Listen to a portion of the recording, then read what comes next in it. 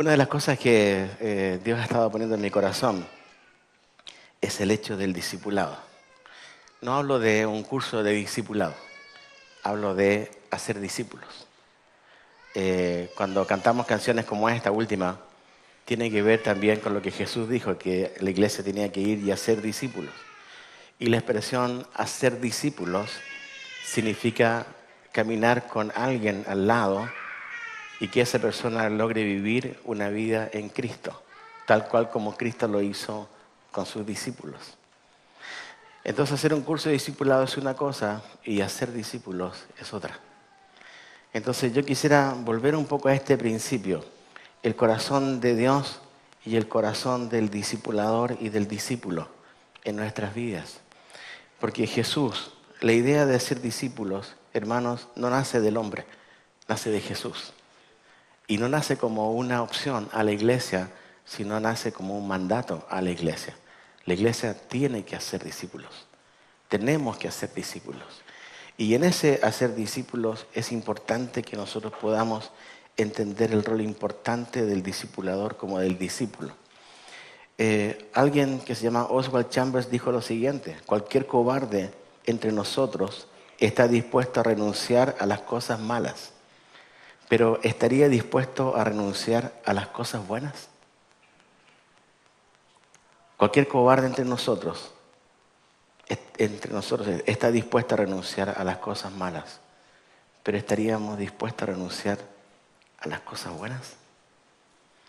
Y en ese sentido creo que un buen discipulador ha de renunciar justamente a muchas cosas para poder hacer buenos discípulos de Cristo.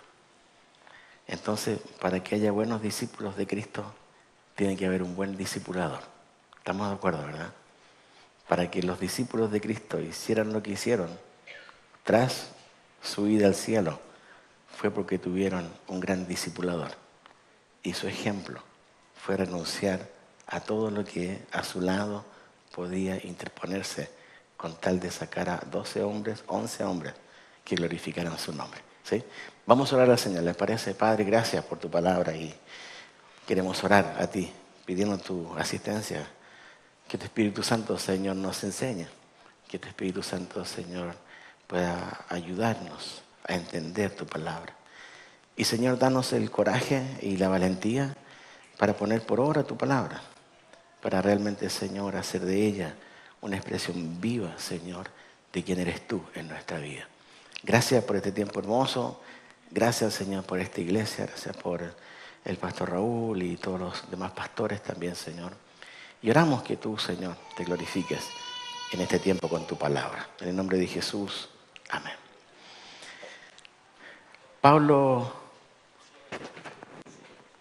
¿lo subo? Ahí. Bien. ¿Verdad? Pablo, te voy a llevar después a segunda de Timoteo, donde nos vamos a centrar, pero quiero contar solamente algunas cosas previas a entrar a la carta. Pablo había nacido entre el año 5 al 10 después de Cristo y escribe esta carta, la segunda de Timoteo, la escribe más o menos en el año 68. Pablo tendría en ese tiempo unos 60 años de edad y ya un par de décadas sirviendo al Señor. ¿Sí? Un hombre ya de unos 60 años y un hombre sirviendo al Señor por más de 20 años. Fue escrita desde una cárcel, la segunda carta de Timoteo. Es la última carta que Pablo escribe antes de ser ejecutado. Al igual que la primera carta a Timoteo y Tito, insisten en promover la armonía en la iglesia local. Y Pablo predice fuertemente su muerte. Pablo iba a animar a un discípulo, a un hijo amado. En ese entonces, cuando Pablo está encarcelado, van a empezar a ocurrir varias cosas antes. Y ocurre algo que ocurrió un 18 y 19 de julio. Y fue en el año más o menos 64, cuando un hombre llamado Nerón se le ocurre quemar Roma. En ese momento cuando surge todo este gran incendio en Roma, no hubo nadie que pudiera extinguirlo. El incendio duró 7 noches, y 6 días. Asoló lugares en todas las partes, se levantaron nuevos focos y Nerón, un soberano, un gobernador trastornado, quería tener su propia ciudad y le quería poner Nerópolis. El incendio fue muy fuerte y para desviar la culpa hacia sí, entonces le echa la culpa a los cristianos de ese entonces.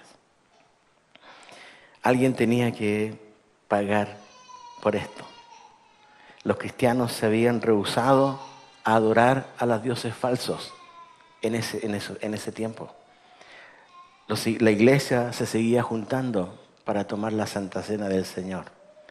Y la gente ignorante de ese entonces pensaban que los cristianos se juntaban a comer carne humana y a beber sangre humana. Cuando Nerón le echó la culpa a la gente, la multitud romana dijo, entonces hay que hacer algo en contra de los cristianos. Y los cristianos empezaron a ser muertos de maneras muy crueles. Dentro de estas muertes crueles, algunos empezaron a ser crucificados. Otros fueron cubiertos por pieles de animales y fueron echados a la voracidad de perros rabiosos en la arena. Otros fueron cubiertos con alquitrán o aceite y fueron quemados, escucha, para que sus cuerpos ardientes iluminaran los jardines imperiales. Nerón se suicidó. Más tarde fue el tiempo más o menos cuando Pablo fue ejecutado. Pablo escribe entre el año 67 al 68, porque Demas me ha desamparado, amando este mundo, y se ha ido a Tesalónica, Crescente se fue a Galacia, y Tito a Dalmacia, solo Lucas está conmigo. 2 de Timoteo 4, 10 al 11. En ese contexto, con esa historia es escrita la carta. Un hombre que había gastado su vida por el Señor, un hombre que había dado toda su vida por el Señor, encarcelado, viendo y sabiendo todo lo que estaba pasando en Roma, sabiendo que sus hermanos en la fe estaban siendo crucificados injustamente, que sus hermanos en la fe estaban muriendo de formas crueles en la arena del circo romano injustamente, y otros siendo quemados para iluminar los jardines imperiales de ese entonces. Cualquiera con esto se podría desanimar, ¿cierto? Cualquiera podría preguntarse, ¿y dónde estaba el Señor? Cualquiera podría pensar, bueno, ¿y dónde está Dios en todo esto? Pablo sabía que su muerte estaba cercana, pero una de las cosas que Pablo no tenía era miedo a la muerte, porque sabía que la muerte no era el fin. La muerte era el principio de la eternidad con Jesús en plena gloria. Entonces Pablo dice, porque no nos ha dado Dios espíritu de cobardía, sino de poder, de amor y de dominio propio. Por tanto, no te avergüences de dar testimonio de nuestro Señor, ni de mí, preso suyo, sino participa de las aflicciones por el Evangelio según el poder de Dios. 2 Timoteo 1, 7, 8. Pablo dijo, por lo cual asimismo padezco esto, pero no me avergüenzo, porque yo sé a quién he creído. Ya sabes esto, que me abandonaron todos los que están en Asia, los cuales son Fígelo y Hermógenes, y habla algo más. Le dice, acuérdate de Jesucristo, del linaje de David. También dice, pero tú has seguido mi doctrina, conducta, propósito, fe, longanimidad, amor, paciencia, persecuciones, padecimientos. Pablo dice, porque yo ya estoy para ser sacrificado y el tiempo de mi partida está cercano. He peleado la buena batalla, he acabado la carrera, he guardado la fe. Por lo demás me está guardada la corona de justicia, la cual me dará el Señor, juez justo, en aquel día, y no solo a mí, sino también a todos los que aman su venida. Pablo testifica desde la cárcel. Y Pablo, dice la historia, fue decapitado en una puerta que se llamaba la puerta Ostiana. Pero antes de partir, Pablo escribe esta gran carta segunda a su discípulo Timoteo. Entonces yo quiero llevar un poquito ahora para que veamos parte de esta carta. ¿Sí? No podemos desglosarla todo en un tiempo corto, pero simplemente quiero rescatar varios principios. El primero que quiero rescatar es el corazón de un verdadero discipulador. Es el corazón de un verdadero discipulador. Pablo empieza la carta diciendo en 2 Timoteo 1:1, Pablo, apóstol de Jesucristo por la voluntad de Dios, según la promesa de la vida que es en Cristo Jesús, a Timoteo, amado hijo, gracia, misericordia y paz de Dios nuestro Padre y de Jesucristo nuestro Señor. Así arranca la carta.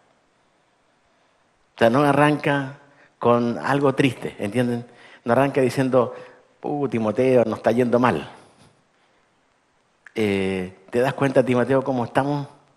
No, sino que él arranca en el primer versículo hablando de su llamado como apóstol.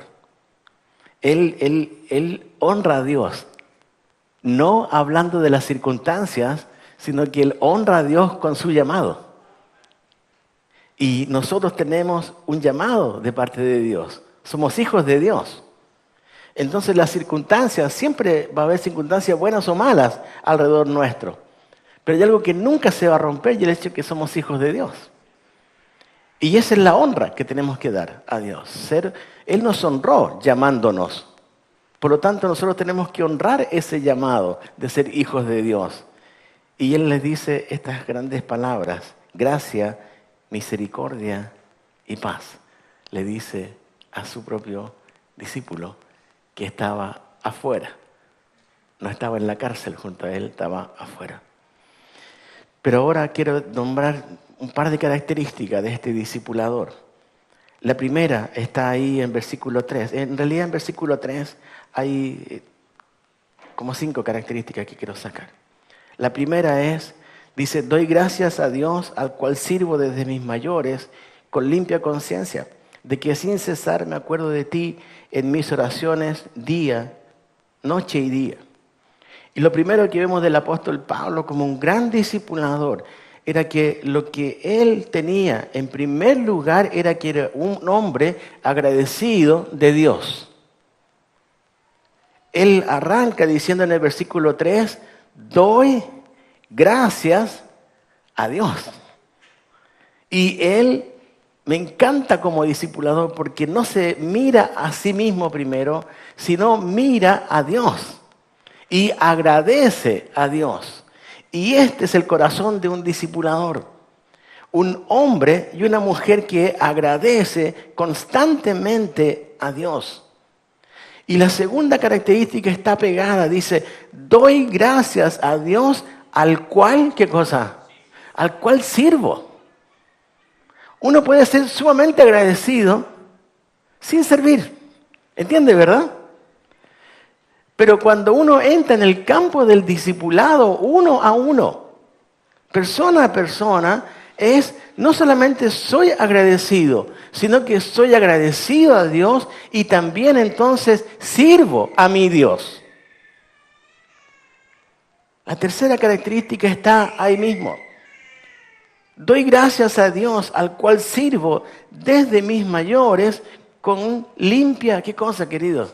Con limpia conciencia. Pablo lo dice acá y está hablando de un discipulador agradecido de Dios, un hombre que sirve a Dios y un hombre que lucha con una vida íntegra.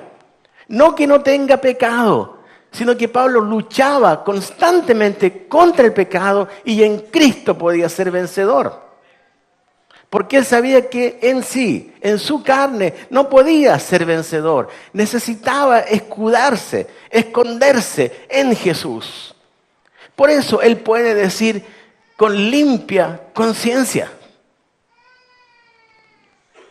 Pablo tenía en su mente constantemente a Cristo, de manera que su vida luchaba para que fuera lo más íntegra posible.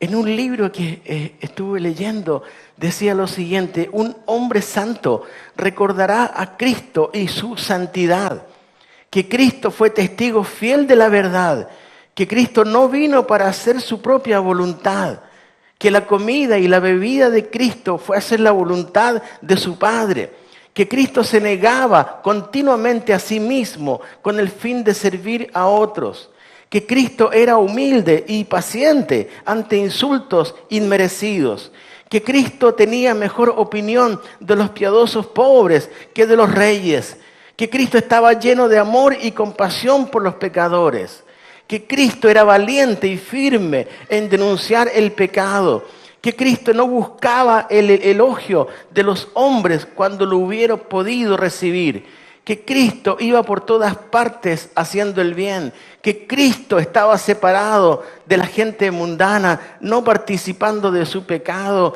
pero compartiendo el Evangelio, que Cristo se mantenía siempre en oración, que Cristo no permitía ni siquiera sus relaciones más cercanas le impidieran hacer la obra de Dios que tenía que él hacer.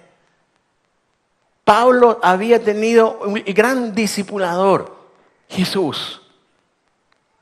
Y este discipulador le enseñó a hacer esto, intentar, luchar día a día a tener una vida íntegra delante de él. En el versículo 3 sacamos otro principio: agradecimiento, servicio, una vida íntegra, pero se añade acá lo siguiente: doy gracias a Dios al cual sirvo desde mis mayores, con limpia conciencia de que sin cesar me acuerdo de ti. Sin cesar, Timoteo, me acuerdo de ti. Y acá vemos el gran amor cristiano de un discipulador a un discípulo. Timoteo, sin cesar, me acuerdo de ti. Y no solamente se acordaba, como diciendo, sí, sé que Timoteo está afuera,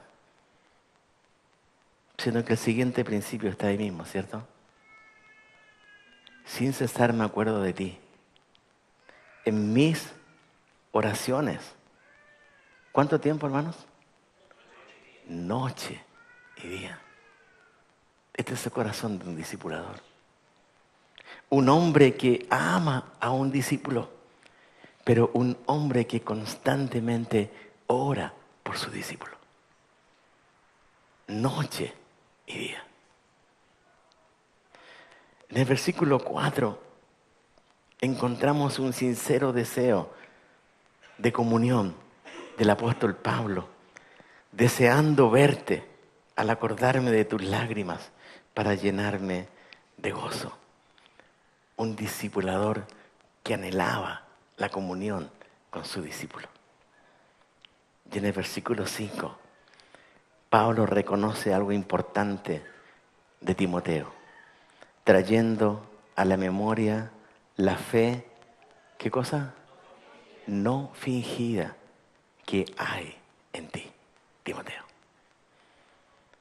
Este hombre se dio cuenta de que este Timoteo realmente era un hombre que tenía la fe que venía de lo alto, la cual habitó primero en tu abuela Loida y en tu madre Eunice, y estoy seguro que en ti también.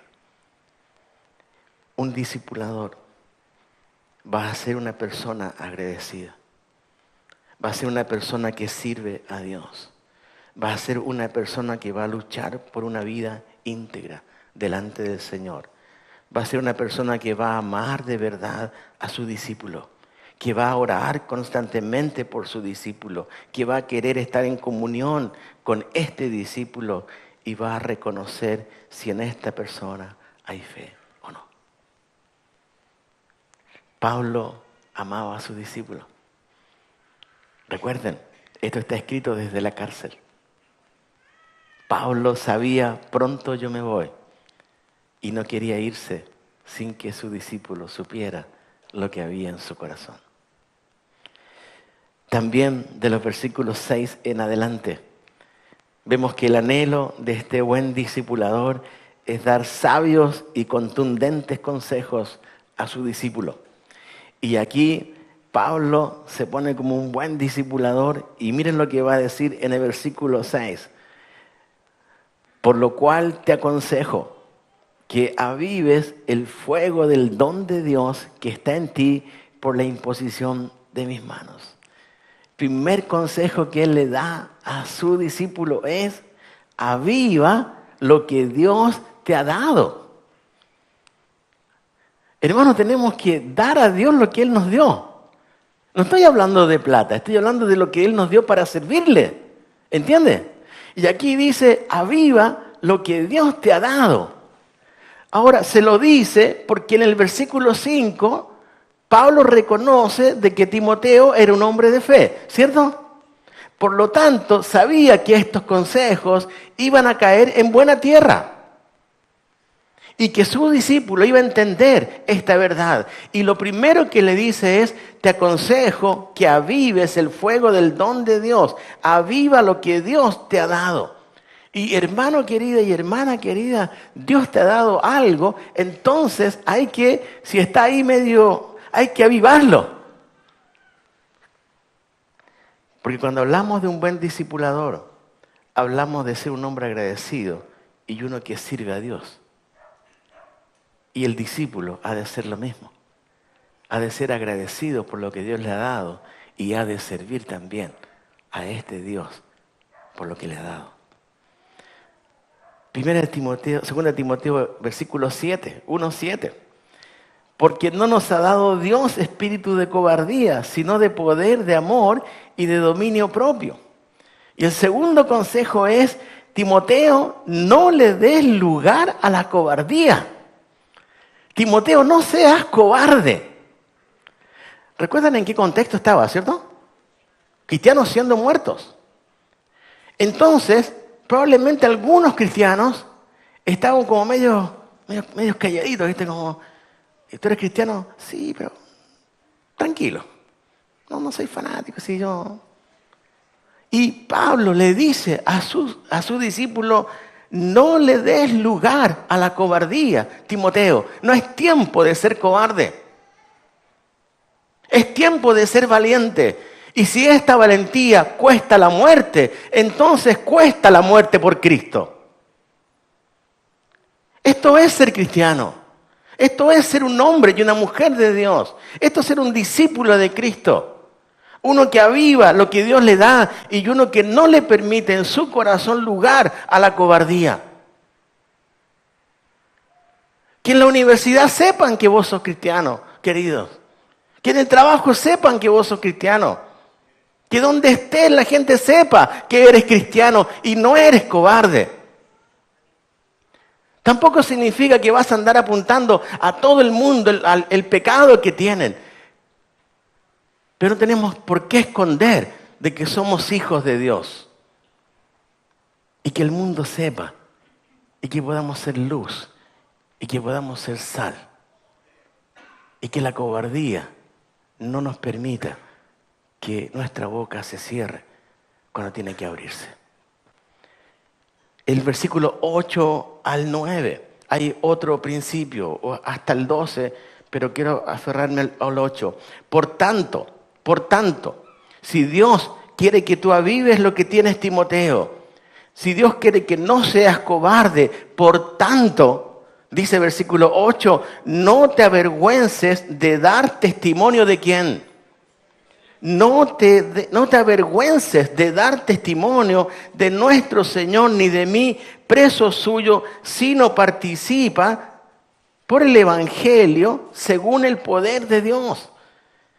Timoteo, no le des espacio a la vergüenza en tu vida. Hermanos, no tenemos que avergonzarnos de ser creyentes. Ser creyente debería ser el mayor orgullo nuestro. No, es que si yo digo que son cristianos me van a molestar, me van a cargar y no, usted no sabe, hermano, que me van a hacer bullying.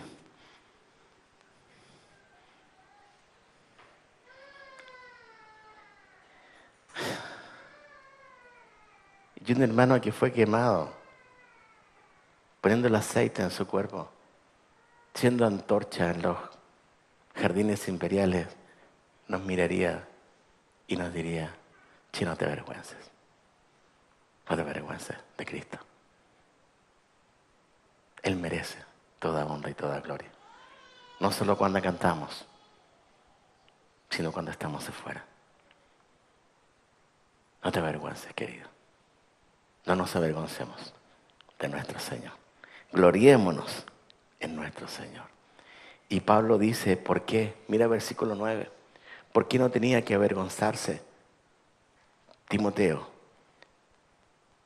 No tenía que avergonzarse porque había alguien que lo había salvado y alguien que lo había llamado con llamamiento santo, no conforme a nuestras obras, sino según el propósito suyo y la gracia que nos fue dada en Cristo Jesús antes de los tiempos de los siglos.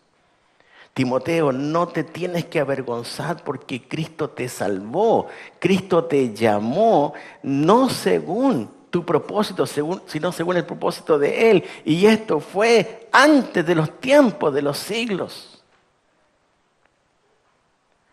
La razón es Cristo. No te avergüences de Cristo. Iglesia, nunca tenemos que avergonzarnos de Cristo. Porque Él nos salvó.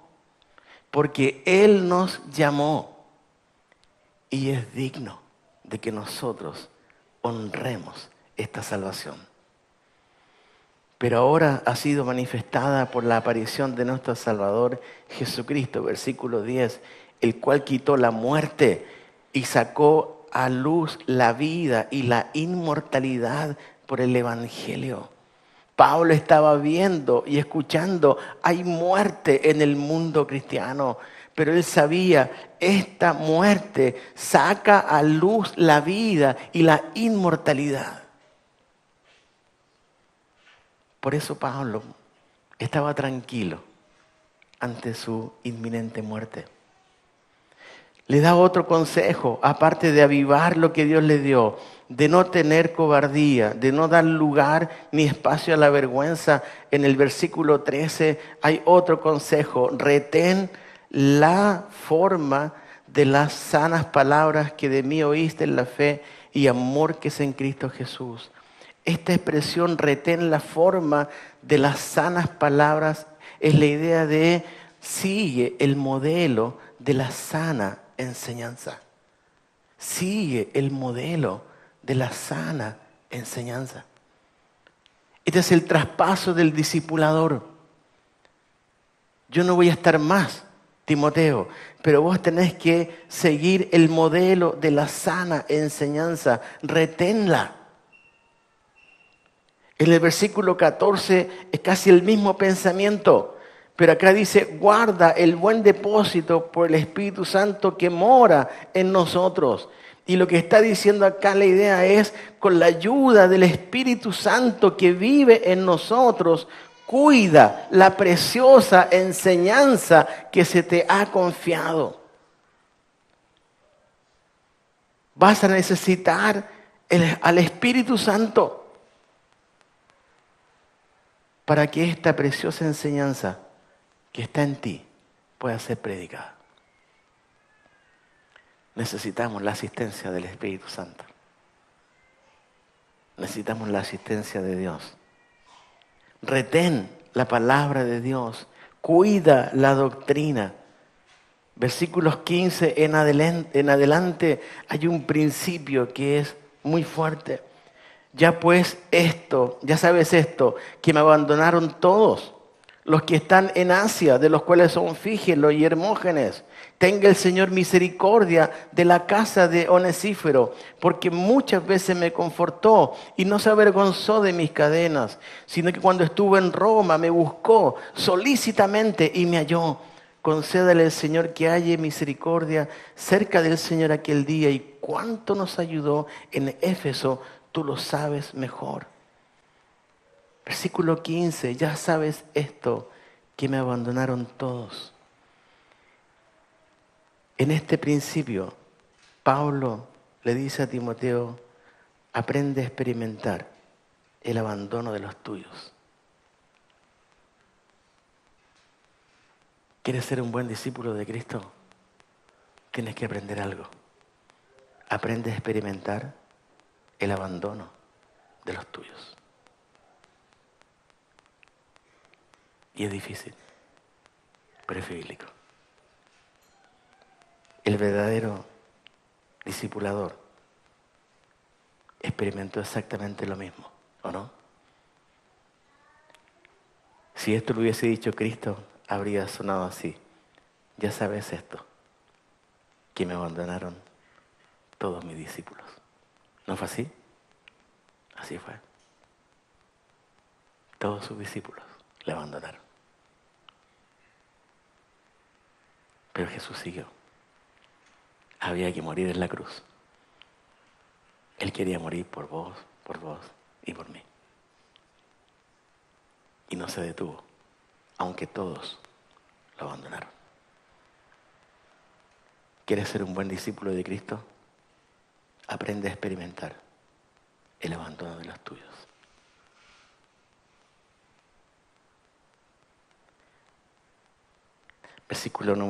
Capítulo 2, versículo 1, está otro principio de los que ya hemos dicho. Aviva lo que Dios te dio, no des lugar a la cobardía, no des espacio a la vergüenza en tu vida. Retén la palabra de Dios, cuida la doctrina, aprende a experimentar el abandono de los tuyos. Capítulo 2, versículo 1, tú pues, hijo mío, ¿qué cosa? Esfuérzate en la gracia que es en Cristo Jesús. Qué bueno que el texto no dice esfuérzate por la gracia. Se dan cuenta que hay una gran diferencia, ¿verdad?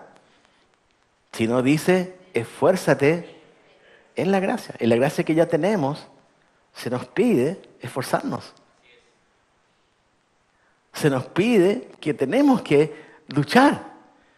Que, bueno, es que ya está, como Dios sabe todo. No, Él sabe todo, yo no. Entonces nuestro deber es esforzarnos. Eso pasó con los hombres de Dios de la Escritura. Hombres y mujeres que lucharon, que se esforzaron, que sabían que eran salvos, que sabían que eran llamados, que sabían que eran escogidos, pero lucharon incansablemente para que el Evangelio de Cristo llegara hasta lo último de la tierra.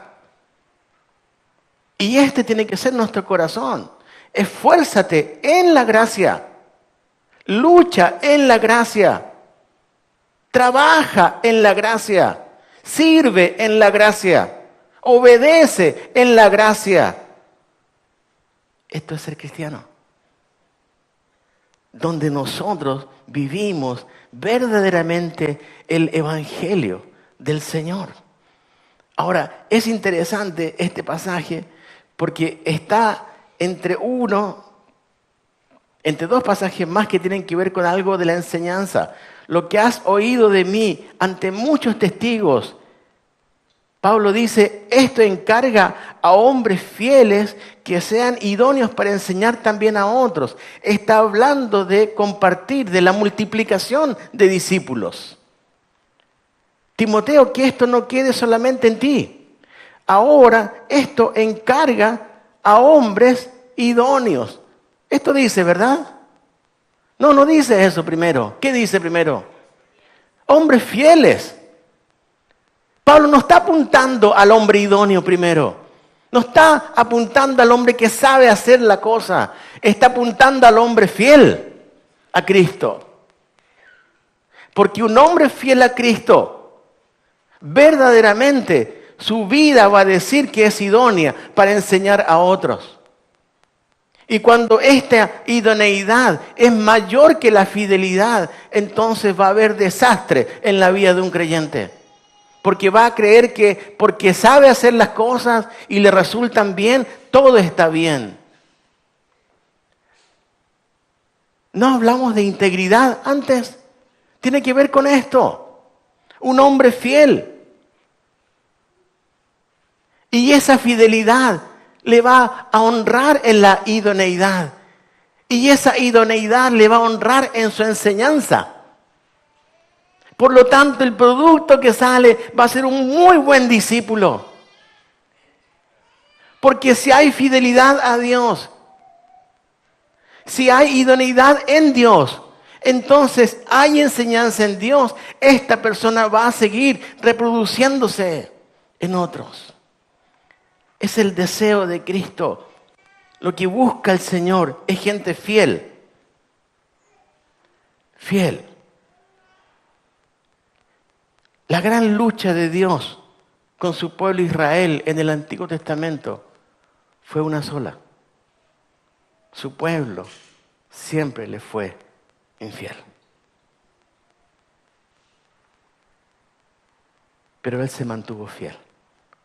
Sabemos esto, ¿verdad?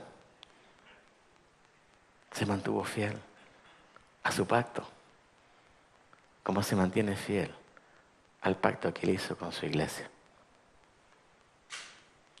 Por eso tenemos que esforzarnos en esta gracia. Sabemos todo lo hizo Cristo. Pablo lo sabía, todo lo hizo Cristo. Pero Pablo, aún de la cárcel, se esforzaba para que la gente y su propio discípulo entendiera esta verdad. Para hacerlo más claro, de los versículos 2 al 6, hay otros ejemplos más en este capítulo, pero solamente tomo estos 3. Nos damos cuenta de esto de esforzarse. Versículo 3, tú pues sufre penalidades como buen soldado de Jesucristo.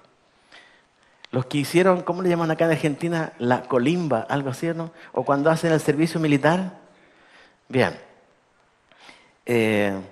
Algunos se dan cuenta que el sol sale más temprano de lo que antes, ¿cierto?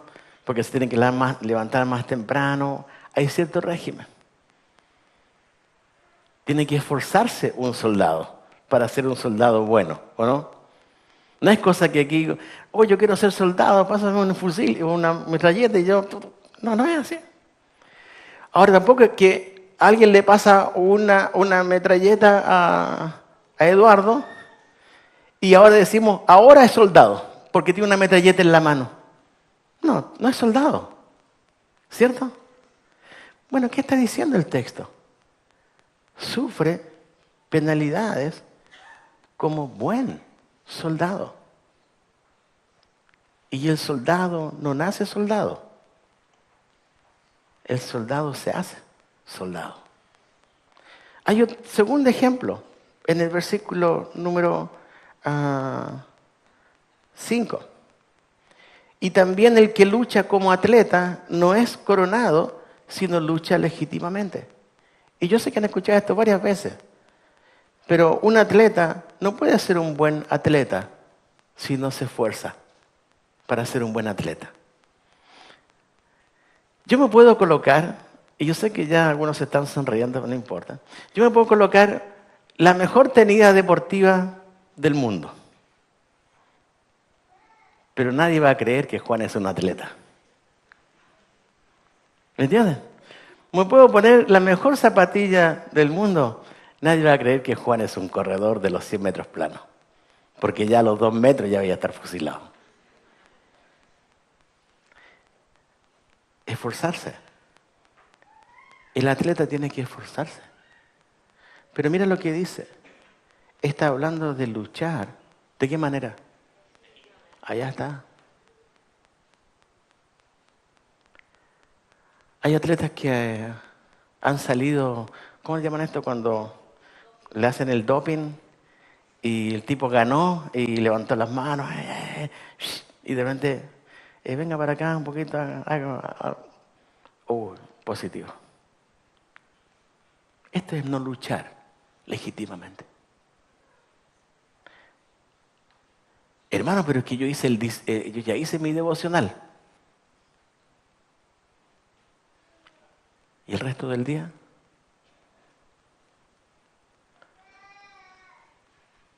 No pasa si tú haces el devocional. Es hermoso que lo hagas. Pero ese devocional debe tener consecuencias durante todo el día. Versículo 6, otro ejemplo de esforzarnos en la gracia. El labrador, para participar de los frutos, debe. ¿Vieron el verbo? Debe trabajar primero. Yo tenía un tío que era en el campo. Y yo nunca vi a mi tío que me dijera, Juan, vení, vamos a ir al campito que tengo.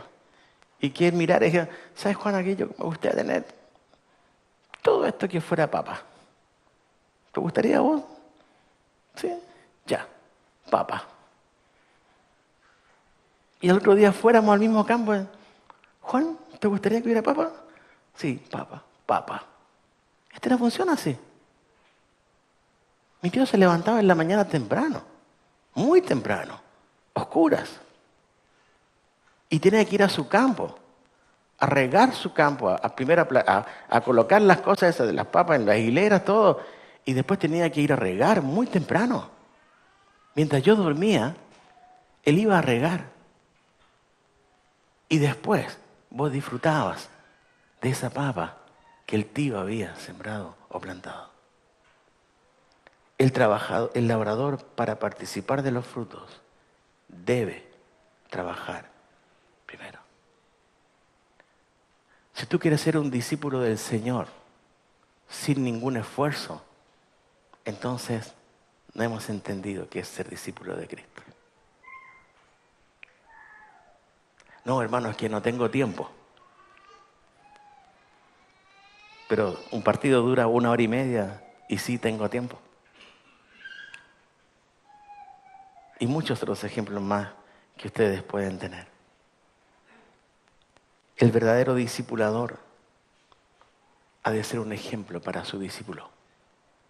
Y el verdadero discípulo va a anhelar que otros sean también discípulos verdaderos de Jesús. Esfuérzate en la gracia que es en Cristo Jesús. Necesitamos tener claro esto.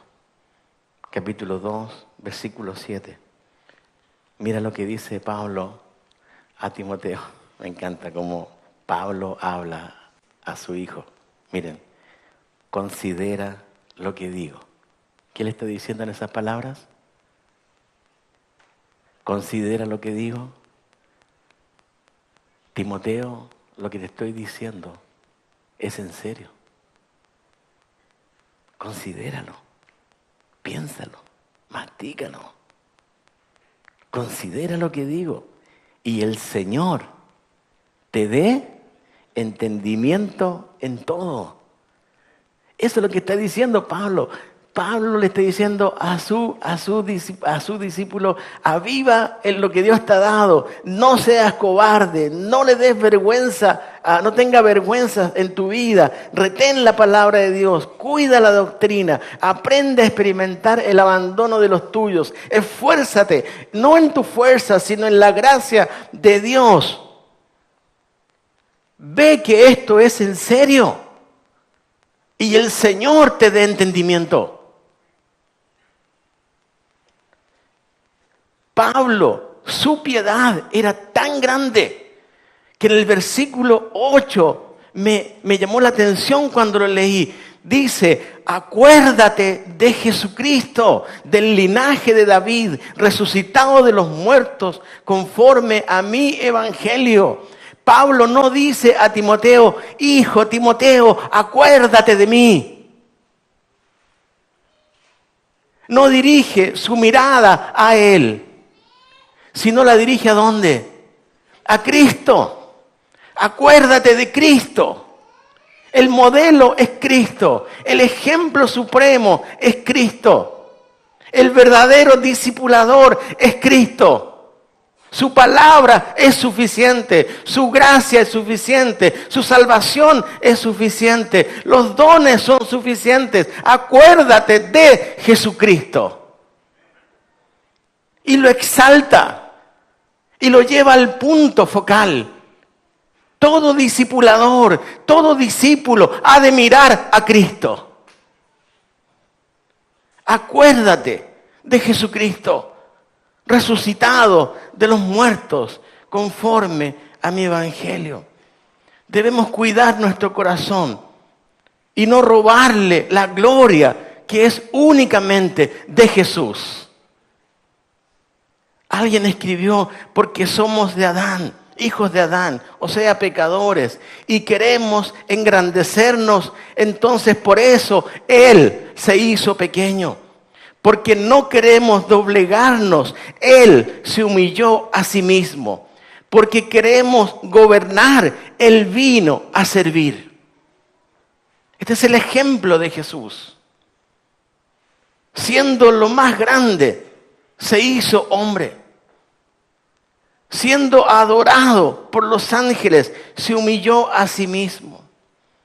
Gobernando el universo, vino a servir a su iglesia. Todo esto, hermanos, tiene un fundamento. Y el fundamento es la palabra de Dios. Versículo 9. En el cual sufro penalidades, hasta prisiones, a modo de malhechor, mas la palabra de Dios no está presa. Yo puedo estar preso, le dice en otras palabras Pablo a Timoteo, pero su palabra está libre, porque vos estás afuera. Y si la palabra está en ti, entonces la palabra no está encerrada. La palabra no puede encerrarse en estas cuatro paredes. Escucha, no hubo, ni hay, ni habrá cerradura hecha por el hombre que pueda mantener la palabra de Dios encerrada. No hay cerradura. La palabra de Dios no está presa. El fundamento de un buen discipulador, el fundamento de un buen discípulo tiene que ser absolutamente la palabra de Dios suficiente para su iglesia.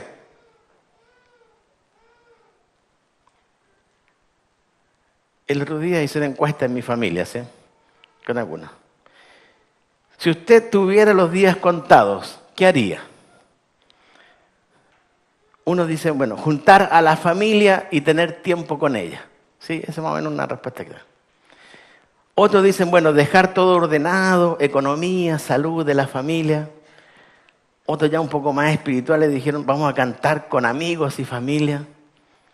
Otros dijeron, bueno, vamos a evangelizar. Otros dijeron darse ese gusto que hasta ahora no se dieron. Viajes de placer. Estos ya son más espirituales. Viajes misioneros. Reconciliarse con alguien. Si tuviera los días contados, podríamos decir, bueno, hay que ponerse al día con los devocionales atrasados. Leer la Biblia entera porque nunca la hemos leído antes de partir. Escucha, hermano, Pablo, con tal de ser discípulos, estuvo dispuesto a morir por el nombre y la causa de Jesús. Si un discipulador actual no está dispuesto a pagar el mismo precio, lejos está de ser un buen discipulador. Pablo estuvo dispuesto a pagar el precio de la muerte por el nombre y la causa de Jesús. Y le marcó la huella a su discípulo. Si un discipulador no está dispuesto a pagar este mismo precio, está lejos de ser un buen discipulador. La herencia, la gloria de un discipulador no es solo hacer muchos discípulos antes de partir con el Señor, sino alentarlos a seguir siéndolo hasta el fin.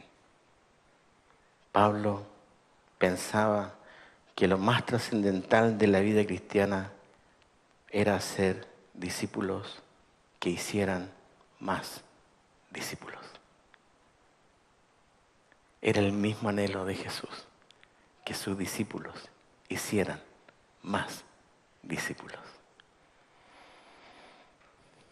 Encontré lo siguiente: Señor, enduréceme contra mí mismo, el cobarde con voz patética, que ansía reposo, descanso y gozo.